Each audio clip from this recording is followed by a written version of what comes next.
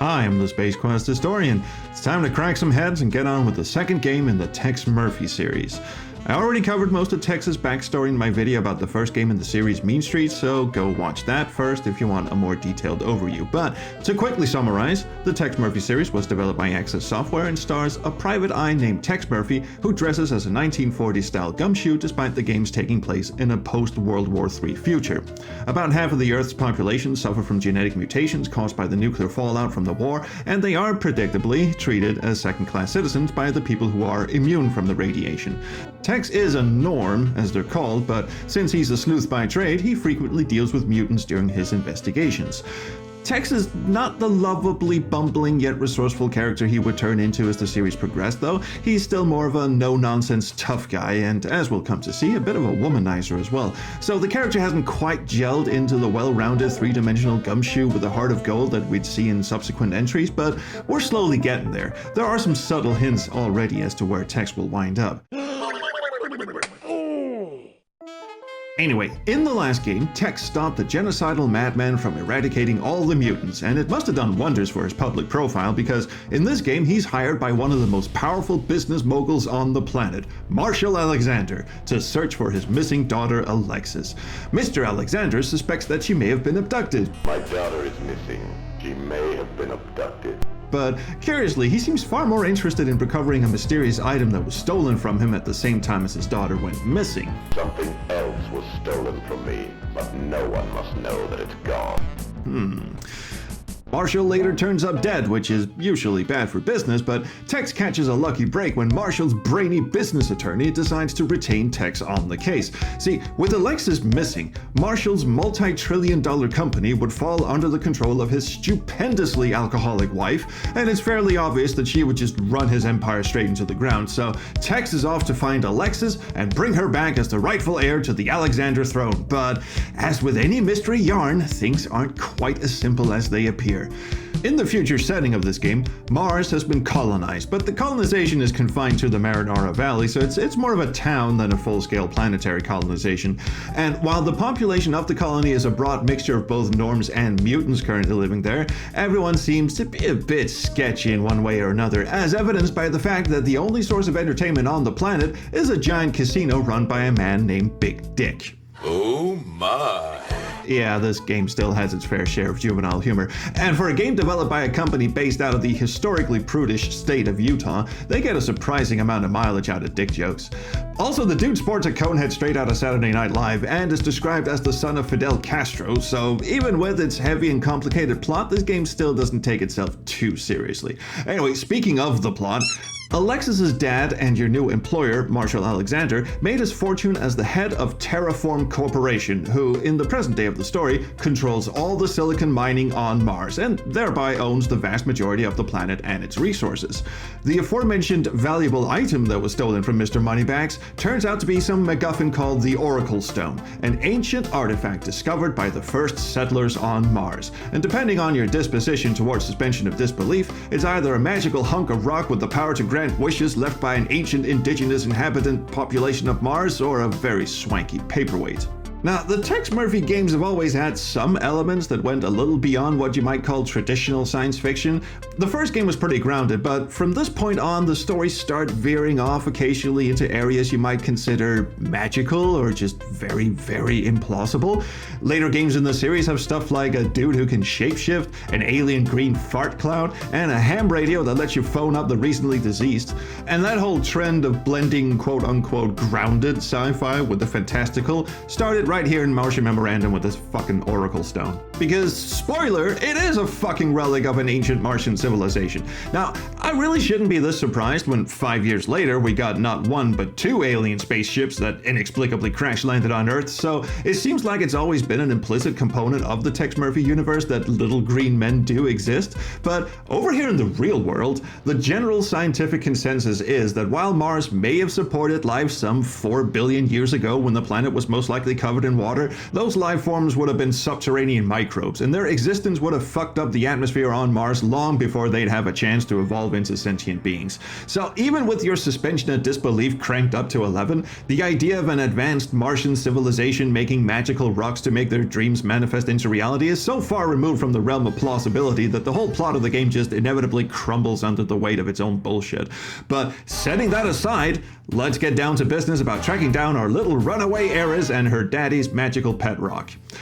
Like any good detective yarn, the story takes a lot of twists and turns, and it's very tempting to get bogged down by details. So, very long story short, Marshall Alexander, the business tycoon, used to be a dude named Collier Stanton who led an expedition to recover the Oracle Stone from the first human settlers on Mars, and when they told him to fuck off and leave them alone, he did what every sane and rational person would do and just massacred the lot of them. With the stone now in his blood-soaked hands, he then had extensive reconstructive surgery done to change his appearance and avoid going to prison for what we can all agree was a bit of an overreaction, and thanks to now being in possession of the stone, his business took off to the point where he ended up owning most of Mars. The guy who actually told him to go get the Oracle Stone in the first place was this goofy-looking fuck with a silly eye patch and an even sillier name of Thomas Dangerfield. He turns out to be the main baddie in this game, even though his motivations fall somewhere in between laudable and certifiably batshit insane. But once again, it's very hard to resist the temptation to get bogged down in details, because one thing this game improves on exceptionally well compared to its predecessor is giving the principal cast very comprehensible and believable backstories and motivations. In the first game, it was never explained why J. St. Gideon wanted to murder all the mutants, or even why he turned out to be the main baddie at all. But in this game, however, Thomas Dangerfield is not only a very nuanced character, but also this shadowy figure whose motivations are doled out in a very calculated piecemeal fashion by interviewing another overwhelming cast of supporting characters, each with their own ties to either Alexis, the Oracle Stone, or Thomas himself, and it all leads to a very satisfying conclusion. And you can honestly kind of see where the dude is coming from, but he's also an absolute fucking madman who isn't above killing people, granted a bunch of scumbag people, but people nonetheless, to fulfill his own obsessive ambition, and his own hubris will inevitably become the downfall of himself and everyone else on Mars. So naturally, Tex has to put a cork in this motherfucker before everything goes to absolute shit. Anyway, let's talk about the actual game mechanics for a bit, because the way this game plays is a head-spinning combination of dizzying highs and barrel-scraping lows in equal measure.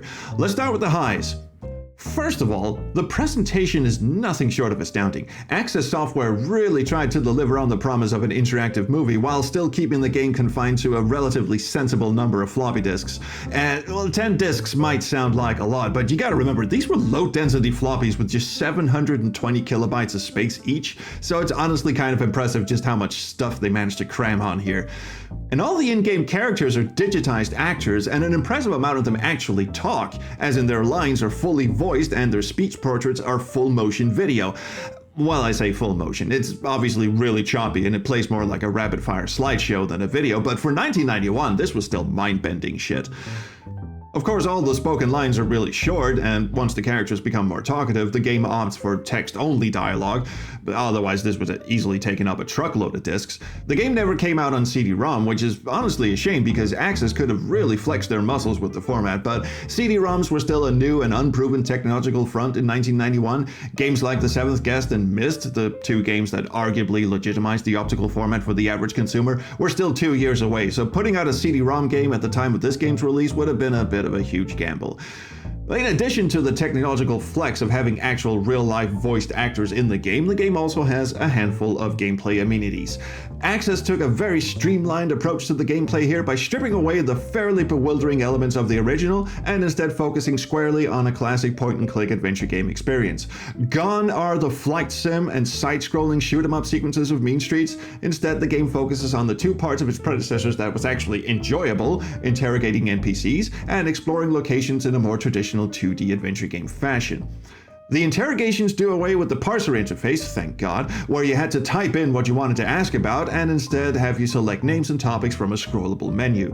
You'll still want to keep notes on the side though, because this list fills up very quickly, and topics don't clear away once you've asked about them. Once again, the characters in this game have catastrophic short-term memory loss, and they will happily regurgitate whatever information they've already doled out, so if you miss a clue and you want to refresh your memory, you can just go back and ask them again. But you will more than likely get lost in the sea of names if you don't keep tabs on who the fuck these people are and what they tell you. Sometimes before you get to interrogate an NPC, you have to get them to open up first, and this is done through a series of fairly intricate dialogue trees. This is also where the characters usually talk to you, because their dialogue here is rather short and to the point. Tex does most of the talking, which is shown through these fairly long-winded responses you can give to the characters' pithy remarks. Sometimes you can offer them an item from your inventory to get them to talk, but for the most part you just have to navigate these dialogue trees, and there's only one correct solution, and it's not at all obvious what you're meant to say, so these dialogue trees tend to devolve into a somewhat tedious exercise in trial and error, but thankfully, owing to the aforementioned amnesia epidemic, you can just go back and try again as many times as you like, with the exception of two characters. The two characters you have to absolutely get right on the first go are Marshall's secretary, Rhonda, and the aforementioned dickhead casino owner, Big Dick Castro. Big Dick will just straight up murder you if you get it wrong, and his dialogue tree is fairly short, so all you have to do is just make sure you save your game before you go see him, and you'll be alright. But Rhonda, however, is a bit more insidious, because she's just a walking, talking soft lock waiting to happen. Tex sort of charms his way into a dinner date with her by finding her lost earring, and this little tete-a-tete is by far the most frustrating dinner conversation you'll ever have. Her dialogue tree is the longest in the game by a fucking mile, and if you fuck it up, you're thrown out of the restaurant and straight into an unwinnable state. There is no way to progress in the game if you strike out with her, because you need to pound some crucial information out of her. Quite literally, as it turns out.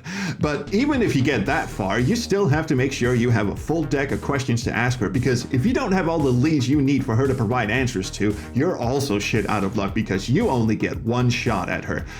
Again, both metaphorically and literally. I guess Sylvia's out of the picture, huh, Tex? But with the exception of these two specimens, the rest of the cast of characters will gladly indulge Tex in as many interrogations as he feels like subjecting them to. And indeed, coming back for seconds or thirds or however many is required in many instances is crucial, because the list just keeps getting longer and the questions keep piling up. About halfway through the game though, Tex hitches a ride on a shuttle and spends the rest of the game piddling around on Mars. And there is no way to go back to Earth once you do this, so you'd better get all your ducks in a row and all your info straightened out on Earth before you fuck off to the Red Planet. And from a plot standpoint, this makes sense because, it's not like Tex is going to be able to commute back and forth between the two planets just because he forgot to ask someone about something. But it's also a massive potential for soft-locking yourself if you haven't gotten all your business taken care of back on good old Terria. There's even an addendum in the game manual in the box that straight up tells you not to hop on the shuttle until you've done everything you can on Earth. And curiously, the travel menu doesn't seem to care which planet you're on, so it will still unhelpfully display locations that are 140 million miles away and just flatly tell you you can't get to there from here because, there's a vast expanse of cold, unforgiving cosmos between here and there, you dumb fuck. But on the whole, the interrogation part is absolutely the strongest and most satisfying part of the game. It's just a pity that it's a bit boring to show footage of in retrospective videos like this one, because it's mainly just a lot of reading and watching still photographs of digitized actors mugging at the camera for a bit. And yeah, some of them have some interesting prosthetics applied to them to make them look like musicians. Dear fucking Christ, what the hell is that? Yeah, this dude just comes out of nowhere and just face slaps you with a full truckload of grotesque. And it's really unsettling. I mean, how this fucker manages to put on a shirt in the morning without feeling like he's sandpapering his body down is honestly as big a mystery as this whole business with the fucking Oracle Stone. I mean, if this dude sneezes, half his face is gonna come off.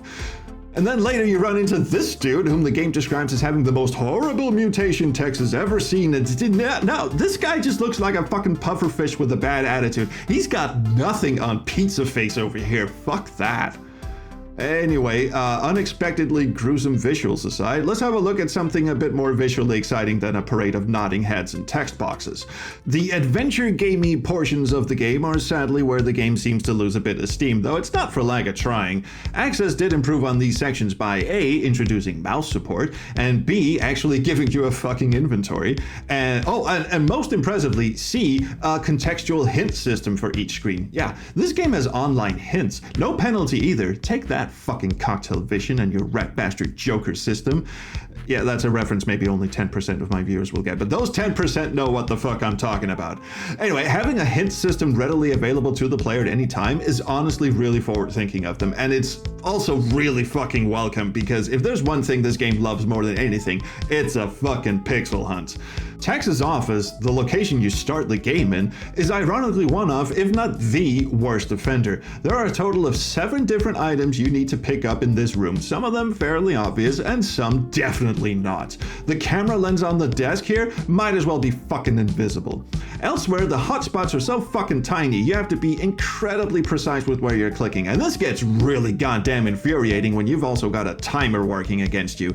This bit in the smuggler's cave where you're meant to hide in a shipping container is just absurdly frustrating for 2 reasons. Number 1, when you enter this room, you have only a few seconds to do something before a guard shows up and blasts your ass. To prevent that from happening, you just have to exit the screen and re-enter it, which for some reason resets the timer, which makes absolutely no fucking sense, because if there's a guard coming for you to shoot your ass, why does he just suddenly give up once you exit the room, and why does he decide to take up the chase again once you re-enter? The amount of times I ended up entering, leaving, re-entering, leaving again, rinse and repeat was just downright laughable.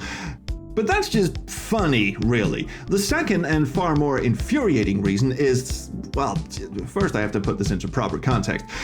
Tex has fucking telekinetic powers in this game. I'm joking, of course. He doesn't actually have telekinetic powers, at least not in the context of the story, but as a result of a very strange engine quirk, Tex's sprite doesn't have to be anywhere near shit he wants to interact with, so functionally, he can open a crate or pick up an item from across the room with his back turned like he's a fucking Jedi.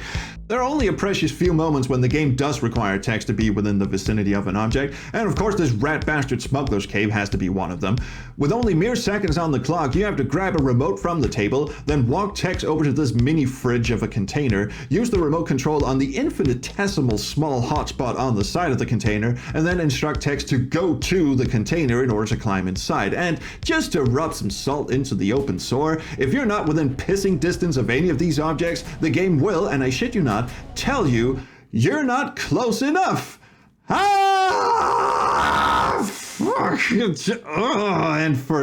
If you forget to pick up the food and water from the table as well, Tex just starves to death en route to Mars.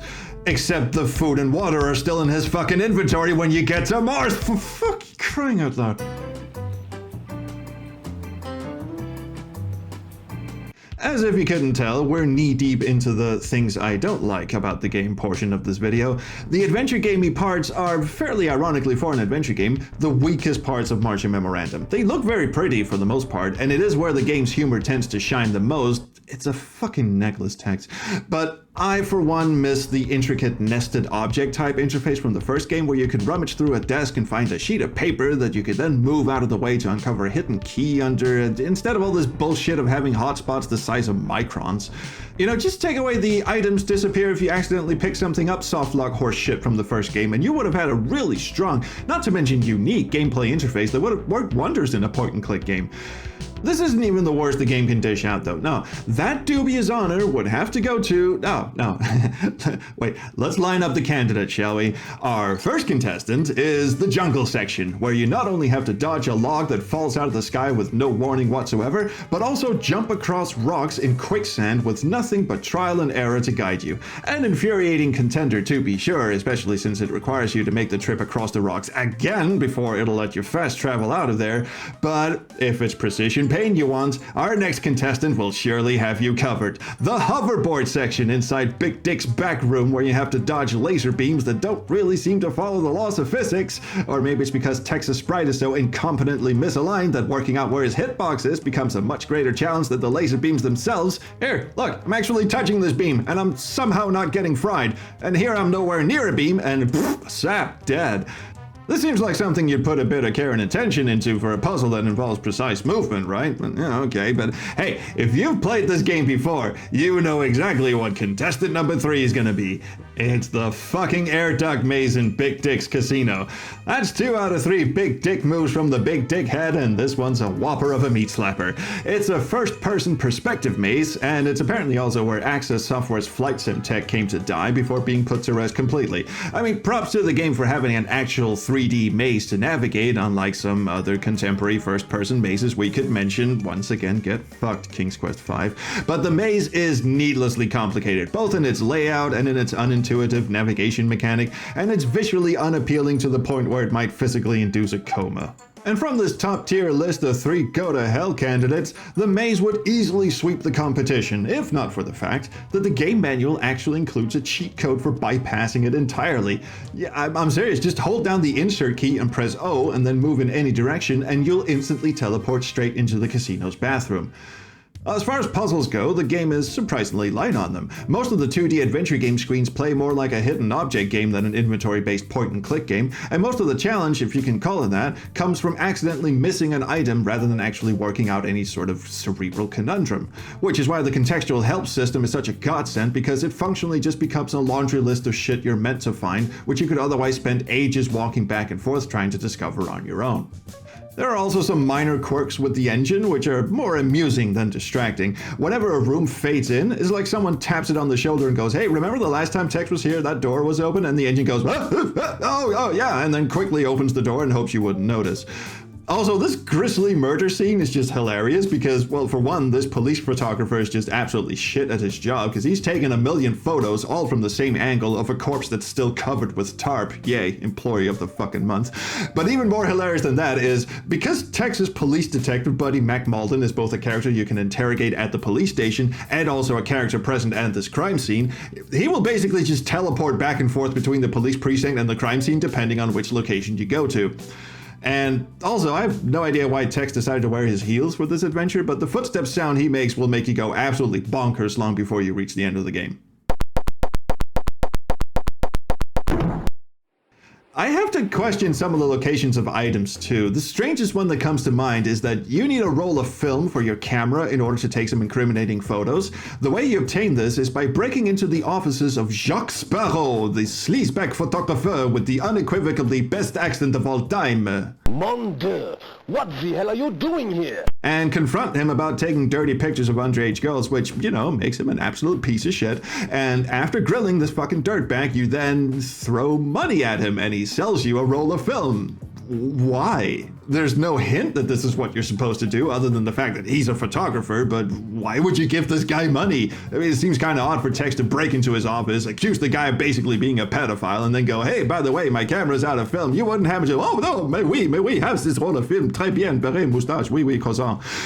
And then there's this aerobics instructor on Mars who's friends with Alexis and seems very cagey about her whereabouts until you break into her home and find Alexis's bag in her closet. And instead of calling the police or even just casually inquiring as to what the hell Tex was doing in her apartment, she just decides to pony up the information he needs instead. I'm not sure how that works, but maybe all that jumping around exercise has just cut off circulation to her brain.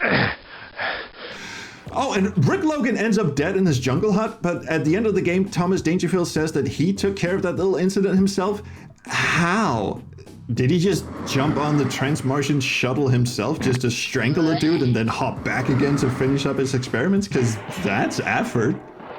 Anyway, still, despite the occasional what the fuck moments, the story is what gets you absolutely hooked on this game, and it's more than enough to make you see this adventure through to the end, janky as it may be sometimes, but we have to talk about the ending because there's one fairly big thing I forgot to mention. Meet Deacon Hawk. Tex Murphy, you're coming where you're told.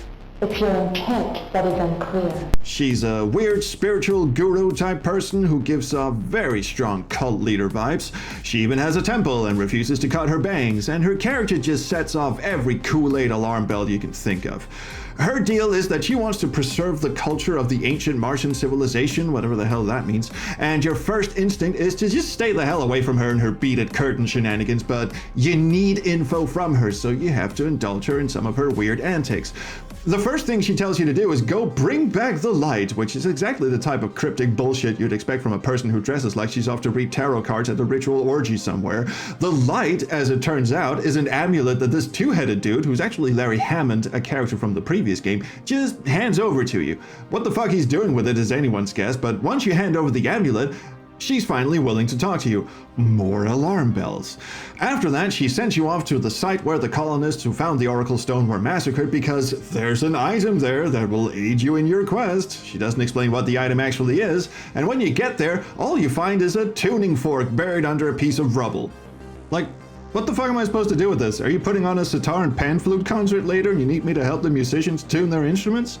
It's not until the end of the game that you realize you're supposed to use it to break this glass casing around the Oracle Stone so you can nab it and make your escape, but the fact that Deacon Hogg knew this is just very, very sus. And then once you get the Oracle Stone back from Thomas Dangerfield, Tex and Alexis decide to just hand over the stone to her, after which she does whatever the hell this is and disappears in a bright beam of bullshit. So was she one of the ancient Martians all along? What the fuck was that all about?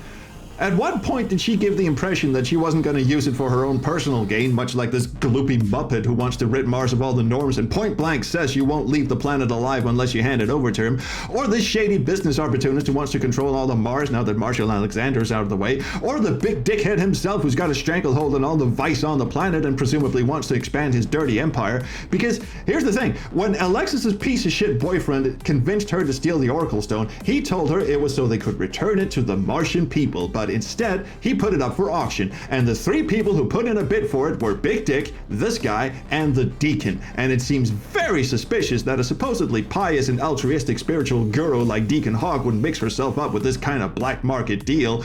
I mean, how did she even know it was up for sale? Did Rick put it up on fucking eBay or something? And if that wasn't suspicious enough, she even tells us point blank that if someone were to build, say, a big machine that could amplify their thought patterns, then that would be very bad for everyone. And as it turns out, that's exactly what Thomas Dangerfield has done down in this Bond lair here.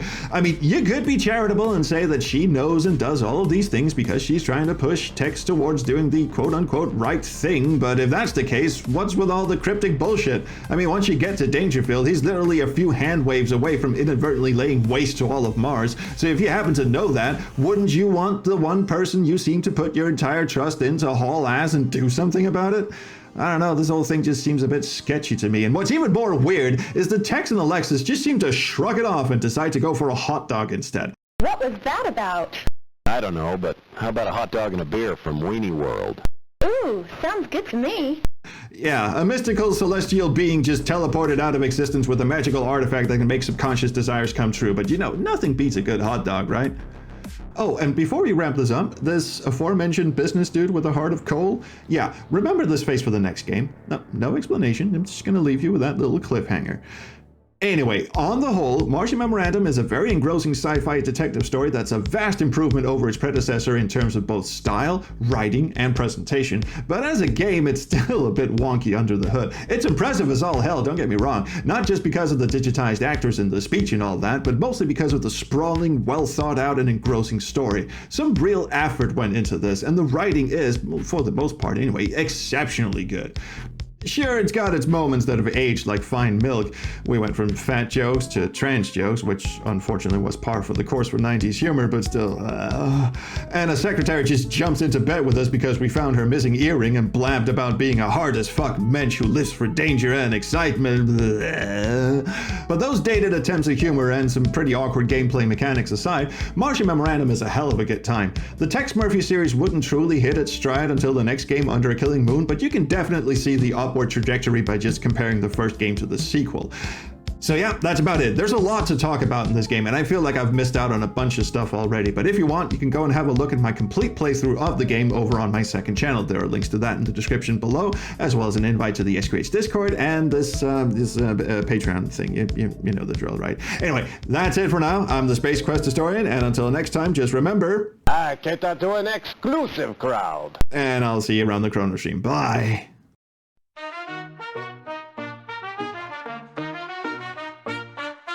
Oh, just ask, what are you doing? here breaking into my office, causing me fear. I'm Jock the Sparrow, the artist supreme, not some low-life crook in this city's bad dream. With my beret tipped and my mustache so bold, I hold the films that your secrets unfold. Yes, this evidence quite dark and grotesque, but to me it's just art, not a crime so burlesque. Mon Dieu, what's the hell are you doing here? And what business are you in? Sacre bleu, have some fun, cut off your ear. Spit it out, my patience wearing thin. Okay, this will make your head spin. File a cats that always goes new.